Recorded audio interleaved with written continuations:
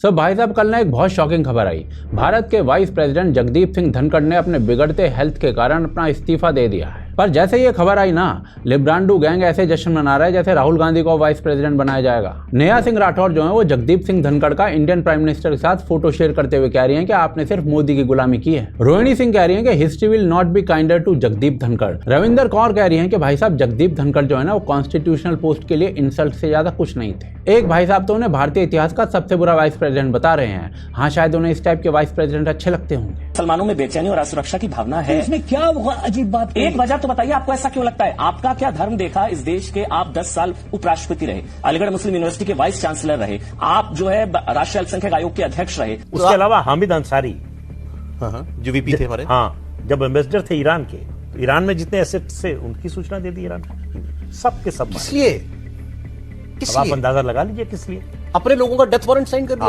कांग्रेस के जो जयराम रमेश है ना, वो तो एक और कदम आगे बढ़ गए हैं और इसे मोदी टारगेटिंग अपॉर्चुनिटी में बदलने की पूरी डेस्परेट कोशिश कर रहे हैं। ये भाई साहब जो है अब कॉन्स्पायरेसी थ्योरीज गढ़ने में लग गए हैं कि जगदीप धनखड़ को मोदी और अमित शाह ने खुद रिजाइन करवा दिया है क्योंकि धनखड़ जी किसानों की बात करने लगे थे। ये बाकायदा 4 पैराग्राफ का कल से ट्वीट लिख रहे हैं कि कैसे एक मीटिंग में जगदीप सिंह धनखड़ और मोदी नहीं मिले और इसीलिए इससे प्रूव होता है कि इस रेजिग्नेशन के पीछे मोदी का हाथ है। जयराम जी तो ड्रामा करने में सुप्रिया श्रीनीत को भी पीछे छोड़ चुके हैं, क्योंकि आयरनी देखिए कि आज जयराम रमेश जिस धनखड़ जी के रेजिग्नेशन पर एकदम से कंसर्न दिखा रहे हैं ना, ये वही भाई साहब हैं जिनकी पार्टी के मेंबर्स उनका यानी कि जयदीप धनखड़ जी का मिमिक्री करके मजाक उड़ा रहे थे और खुद जयराम रमेश के बॉस यानी कि राहुल गांधी सबको शूट कर रहे थे।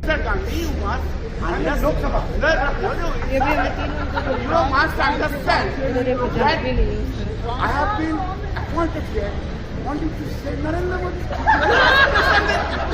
I understand it. My spine is, you see, my spine is very straight, very straight. I'm so tall.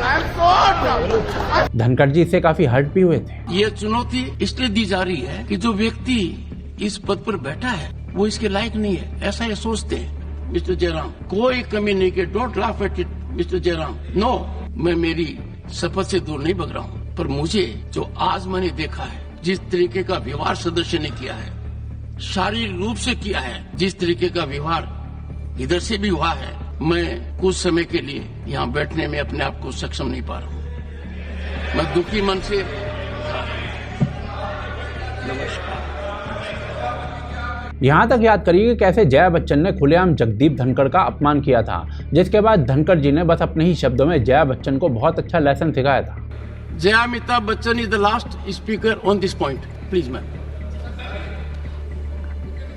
Sir, मैं जया अमिताभ बच्चन ये बोलना चाहती हूँ, मैं कलाकार हूँ, बॉडी लैंग्वेज समझती हूँ, एक्सप्रेशन समझती हूँ, और सर मुझे माफ़ करिएगा मगर आपका टोन जो है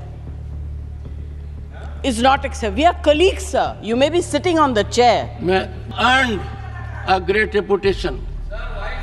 You have earned a great reputation. You know, an actor is subject to the director. You have not seen what I see from here.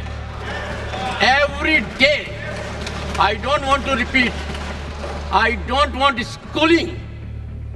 I am a person who has gone out of the way. And you say, my tone? No, she's given to you. No, don't applaud now. No, enough of it. Enough of it. No, enough of it. You can't have it. You may be anybody. You may be a celebrity. You have to understand the decorum. No, nothing doing, nothing. No, not at all. I will not bear it. Jairam Ramesh जो आज जगदीप धनखड़ के resignation को shocking और मोदी की साजिश बता रहे हैं, इनके ही सांसदों की टोली ने धनखड़ के खिलाफ नो कॉन्फिडेंस इम्पीचमेंट रेजोल्यूशन संसद में सबमिट कर दिया था। तब कहाँ गई थी मोदी की साजिश?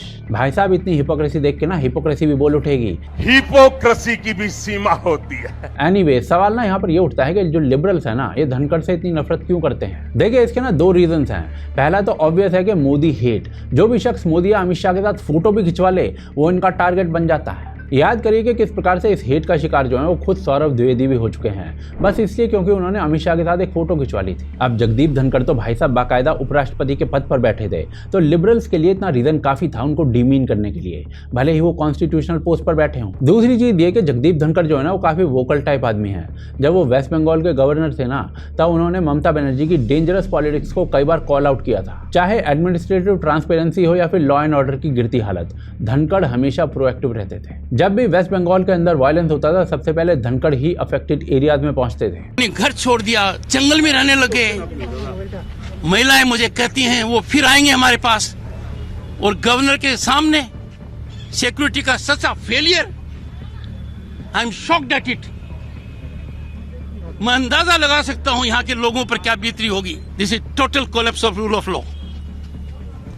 मैंने कल्पना भी नहीं की थी कि इस प्रकार का नंगा नाच हो सकता है। लोगों की आंखों में मैंने डर देखा है पुलिस का। थाने में जाते हुए डरते हैं। घर लूट लिया गया। बेटी की शादी के लिए सामान किया, वो लूट लिया गया।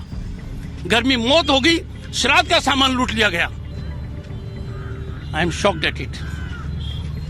I am really shocked.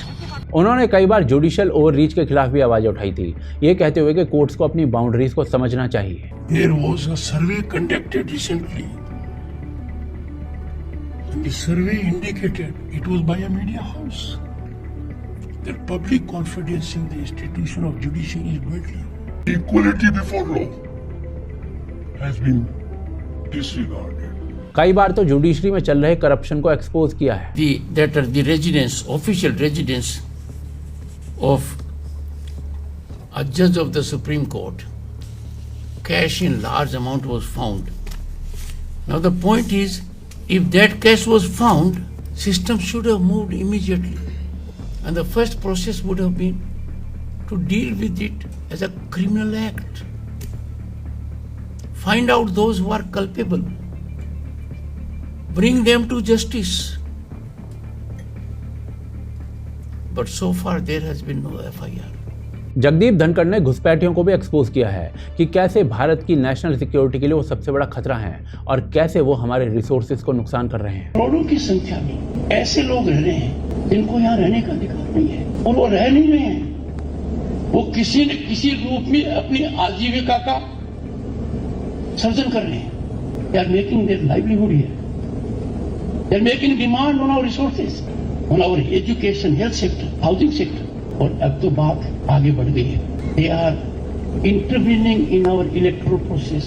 और बस इन्हीं कारणों से लिबरल्स की जो हेट है ना, वो जगदीप धनखड़ के लिए बढ़ती ही चली गई, और इसके लिए अब सोशल मीडिया पर ना जाने कितनी कॉन्स्पिरेसी थ्योरीज फैलाई जा रही हैं, जिसमें एक सबसे बड़ी थ्योरी ये है कि जगदीप धनखड़ को इसलिए हटाया जा रहा है ताकि राजनाथ सिंह को वाइस प्रेसिडेंट बनाया जा सके और योगी आदित्यनाथ को उत्तर प्रदेश के सीएम पोस्ट से निकालकर डिफेंस मिनिस्टर बनाया जा सके। कुछ उसी तरह जैसे विजय रूपाणी को हटा दिया गया था। देखिए, अगर आप थोड़ा सा भी सेंसिबल होकर सोचोगे ना, तो आपको समझ आ जाएगा कि योगी आदित्यनाथ को विजय रूपाणी की तरह रिप्लेस करना इतना आसान नहीं है। उनके पास ना सिर्फ बीजेपी एमएलएस का एब्सोल्यूट सपोर्ट है, बल्कि वो जनता के बीच एक मास लीडर हैं। और यूपी जैसा बड़ा राज्य कोई प्रयोगशाला नहीं है जहां आप ऐसे बड़े रेडिकल चेंजेस कर सकें। 2027 में यूपी में वैसे ही बीजेपी की 10 साल की सत्ता के बाद कुछ एंटी इनकम्बेंसी झेलनी होगी, और अगर उस वक्त योगी का चेहरा मैदान में नहीं रहा तो भाई साहब सत्ता का जो झुकाव है वो समाजवादी पार्टी की ओर जा सकता है। और इसीलिए ये मानना कि योगी आदित्यनाथ जो है वो डिफेंस मिनिस्ट्री ले लेंगे, लॉजिक से बहुत दूर दिख रहा है। पर इन सब बातों के अलावा ना एक और थ्योरी भी चल रही है कि मॉनसून सत्र के अंदर 5 अगस्त 2025 को कुछ बड़ा काम होने जा रहा है, और उसी के लिए सब तैयारी हो रही है। अब ऐसे में भाई साहब बोले तो बोले क्या, करे तो करे क्या। वैसे भी इस गवर्नमेंट में किसी को कुछ नहीं पता रहता कि कब, क्या और कैसे, क्यों हो जाएगा।